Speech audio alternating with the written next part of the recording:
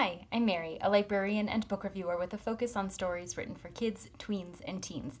Today I get to share with you this book called Rise and Fall: Great Empires That Shaped the World by Peter Allen. This book chronicles many of the great empires of history, from thousands of years ago to much more recently and all around the world. These empires have grown and tumbled as time has taken their toll on them. But even if the empires don't exist anymore, you can still feel the remnants of those empires in the present day. So this book is written for an elementary school-aged audience. There's not a huge amount of text in the book, but the book is fairly long and there's a lot of information within it. So for readers who are interested in learning about ancient cultures and ancient empires in particular, this is a great starting point. There's a lot to learn in this book.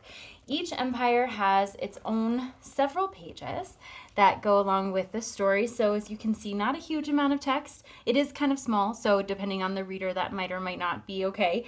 But you have illustrations that depict what's going on in the text, and it helps give readers a sense of what life might have been like when that empire was ruling. So as you're going through the story, you learn about religion, you learn about how the structure of the civilization worked, and you learn about the things that may have led to its demise. And as is seen over and over again, history often repeats itself as empires rise and fall, and there are some things to be learned from these past empires, especially in the ways that they have crumbled. But this book takes you on a journey around the world and through time. So if you've ever been interested in learning about the ancient Mongolians or the Aztecs or the Minoans, there is a lot of opportunity here to get a sense of those cultures. And because there is a lot of information but not a huge amount of text, it's fairly easy to digest, especially if you take pieces and parts as you go. There's a select glossary at the end to help with the understanding of some potentially new words, but for the most part, the information you'll find is within the actual text.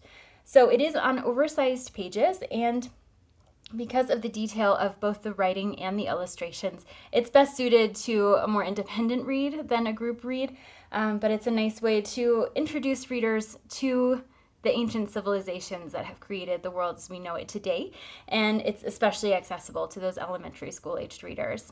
If this sounds like a great fit for you or for someone you know, I hope you look for it wherever you get your books.